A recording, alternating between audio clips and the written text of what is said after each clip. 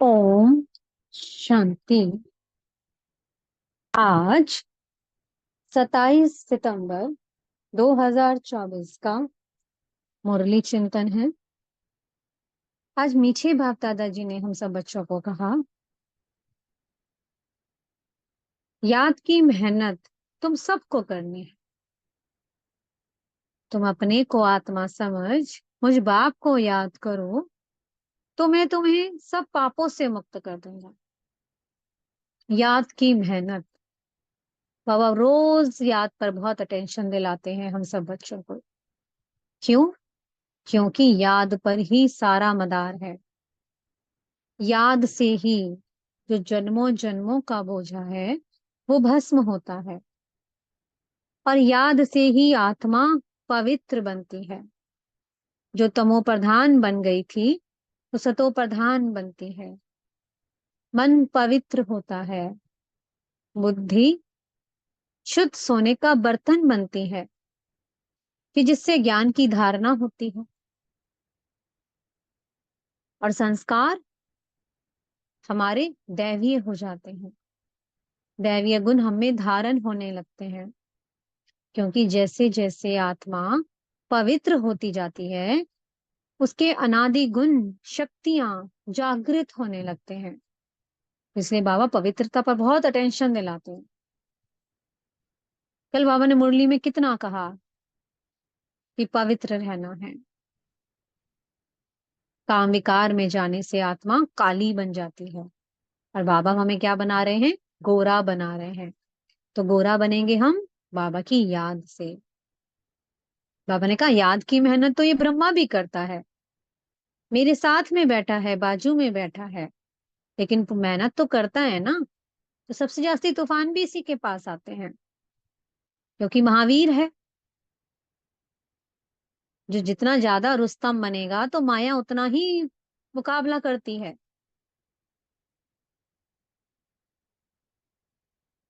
तो इसलिए बाबा कहते हैं याद में ही मेहनत है। इसलिए बाबा क्या कहते हैं, जब मुरली सुनते हो तो थोड़ा डिस्टेंस में बैठो, अंग से अंग ना मिले, क्योंकि सबका योग अलग अलग है। तो जैसा जैसा योग है तो वैसी वैसी सबकी अवस्था है। बाबा कहते हैं, कोई तो मुझे बहुत अच्छे से याद करता है, योग अग्नि प्रज्वलित करता है, ज्वालामुखी योग कर रहा है कोई बच्चा तो, और कोई बच्चा तो मुझे याद ही नहीं कर रहा है। आया, सुना और वहीं की वहीं छोड़ करके चला गया, माया का बन गया। इसलिए बाबा कहते हैं, हमेशा जब भी आप बैठो सेंटर्स पे, जब हम मुरली सुनते हैं या हम कहीं पे भी बैठते हैं, तो अंग से अंग ना मिले, क्योंकि इससे हमारे फिर योग पर असर होता है। तो इसलिए बाबा ने विशेष अटेंशन किस पे दिया है? याद पर दिया है।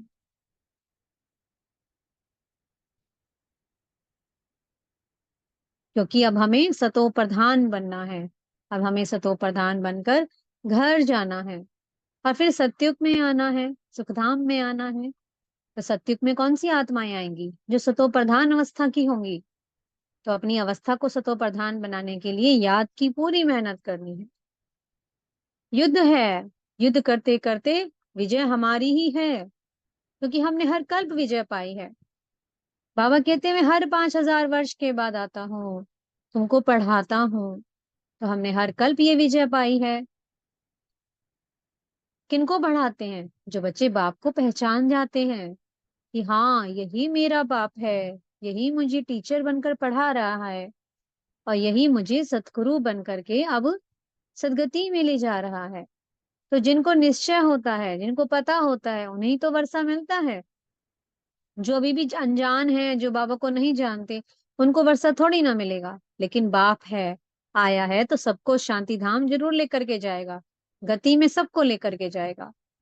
अब कुछ बच्चे क्या कहते हैं कि हाँ, हम मोक्ष मिल जाए, कि बुदबुदा पानी में ही समा जाता है, सन्यासी कहते हैं ना।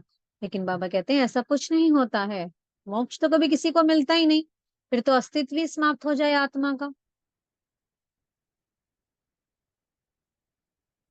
इसलिए वो सुप्रीम सोल आती है, वो सुप्रीम टीचर आता है, सुप्रीम सतगुरु आकर के सबको गति सदगति में ले जाता है।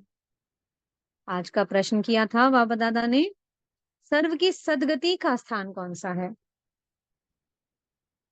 जिसके महत्व का सारी दुनिया को पता चलेगा। आबू, हमारा आबू पर्वत, हमारा मधुबन, यहीं से सबको सदगति मिलनी है। इसलिए बाबा ने कहा, अपने जो आप ब्रह्मा कुमारी विश्वविद्यालय ऐसा नाम लिखते हो, उसके ब्रैकेट में लिख दो सर्वोत्तम तीर्थ स्थान। अभी तक तो सब तीर्थ स्थानों पर होते आए, कोई कहाँ जा रहा है, कोई कहाँ जा रहा है, सबने धन खर्च किया, समय खर्च किया, लेकिन क्या प्राप्ति हुई? कुछ भी नहीं हुई।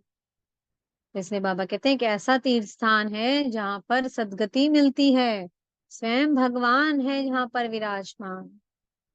तो इसलिए प्रजापिता ब्रह्मा कुमारी ईश्वरीय विश्वविद्यालय लिखते हैं, तो ब्रैकेट में लिख दो सर्वोत्तम तीर्थ स्थान। यहाँ पर खुद भगवान बैठे हैं, वो एडम बैठे हैं, एडम मतलब ब्रह्मा बाबा, जिसका तन का आधार लेकर भगवान नॉलेज दे रहे हैं, और उस नॉलेज से मिल रही है गति सदगति।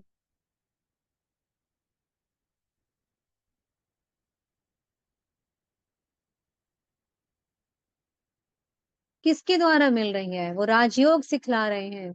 ये वही राजयोग है जो बहुत फेमस है, कि हाँ, भारत का प्राचीन राजयोग। मनुष्य मनुष्यों को सिखला रहे हैं, लेकिन राजयोग नहीं है वो साधारण योग सिखला रहे हैं, क्योंकि जब तक खुद भगवान ना आए तो ये राजयोग कौन सिखलाए? ना सन्यासियों को पता, किसी को भी नहीं पता। अब कुछ लोग कह देते हैं, जैसे बौद्ध धर्म के हैं, कि हाँ, गौतम बुद्ध की आत्मा गई यहाँ निर्वाण धाम में चली गई। लेकिन बाबा कहते किसी को पता थोड़ी ना चलता है कि वो कहाँ गई। वो तो गई दूसरे जन्म में आकर अपना पार्ट बजा रही है, क्योंकि आत्मा में पार्ट बंधा हुआ है। जो आत्मा परम धाम से नीचे आ जाएगी, तो ऊपर कोई जा नहीं सकता जब तक वो खुद लेने ना आए। तो बाबा कहते हैं इसलिए ऐसा कुछ नहीं होता है, निर्वाण धाम कोई नहीं चाहता है। आत्मा अपना पार्ट बजाती रहती है। आत्मा कितना कार्य करती है, एक आत्मा में ही कितनी शक्ति होती है। एक ही आत्मा, नन्हा सा सितारा, सतयुग में पूरे विश्व पर बादशाही कर रही है। क्रिश्चियन धर्म की भी आत्माएं आती हैं, उनमें भी कितनी ताकत है, कितना बड़ा धर्म स्थापन कर दिया अपना। कितनी नन्ही सी आत्मा में, छोटी सी आत्मा में कितनी ताकत है। तो लेकिन शरीर लेती गई, जैसे जैसे रावण राज्य में आई, जब जब विकार में गई, तो आत्मा की शक्तियां क्षीण होती चली गई। और अब बाबा क्या कहते हैं, अब तो आत्मा तमो प्रधान बन गई है। तो जैसी आत्मा वैसे शरीर। इसलिए बाबा कहते हैं अब ज्यादा से ज्यादा मुझे याद करो, अपने को आत्मा समझ मुझे एक बाप को याद करो, और आत्मा भाई भाई का पाठ पक्का करो। सब मेरे आत्मा भाई भाई हैं। जब हम ब्रह्मा बाबा के बच्चे हैं, तो हम सब आत्मा भाई बहन हैं शरीर के नाते। लेकिन बाबा कहते हैं अब कौन सा पाठ पक्का करना है? आत्मा भाई भाई का, क्योंकि अब सबको अपने घर जाना है। तो आत्मा भाई भाई बनकर तो जाना है, शरीर तो सबके यहीं रह जाएंगे। तो इसलिए पक्का करो, आत्मा भाई भाई है। सबको आपस में प्रेम दो, सबको सुख दो।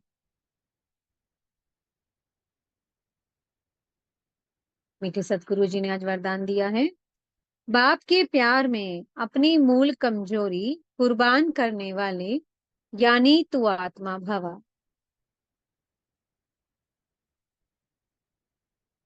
जहाँ प्यार होता है ना, वहाँ किसी भी कमजोरी को छोड़ना, उसको त्याग करना, वो बहुत सहज हो जाता है। लेकिन प्यार होना चाहिए निस्वार्थ, सच्चे दिल का। और यहाँ तो वैसे भी है, दिलाराम बैठा है, सच्चे दिल पर वो साहिब राजी हो जाता है। तो बाबा कहते हैं लेकिन कुछ कुछ बच्चों में क्या होता है, अपने अपने गुणों का, विशेषताओं का भी अभिमान आ जाता है। लेकिन बाबा कहते हैं हर एक में अपनी कोई ना कोई कमजोरी भी है। तो उस प्यार के सागर की खातिर, बाप के प्यार में उस कमजोरी को कुर्बान कर दो। छोड़ दो उस कमजोरी को। हमें कौन मिल गया है जिसको हम ढूंढते आए इतने जन्मों से। उससे वादा किया था हमने भक्ति में कि आप जब आओगे तो हम आप पर कुर्बान जाएंगे। अब क्या करना है हमें, वो आया है, अपनी कमी कमजोरियों को उसे सौंप देना है। दृढ़ प्रतिज्ञा कर लेनी है कि आज के बाद कभी ये विकार नहीं होगा।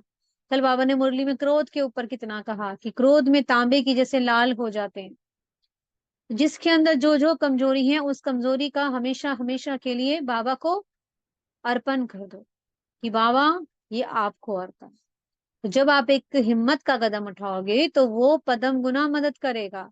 हर कदम पे आपका कदम उठाने से पहले वो आपके आगे चलेगा। कोई भी आपको हरा नहीं सकता है। जो खुद भगवान आपके आगे होकर चल रहा है, आपके संग संग चल रहा है। तो इसलिए कोशिश क्या करनी है, हिम्मत का एक कदम उठाना है और मदद बाकी सदा साथ है। करके तो देखो, फिर आपको पता चल जाएगा। जब तक करोगे नहीं तो पता कैसे चलेगा। तो बाबा को साथ रखना नहीं भूलना है। ओम शांति। बहुत बहुत शुक्रिया प्यारे प्यारे हमारे मीठे मीठे बाप दादा जी का। ओम शांति।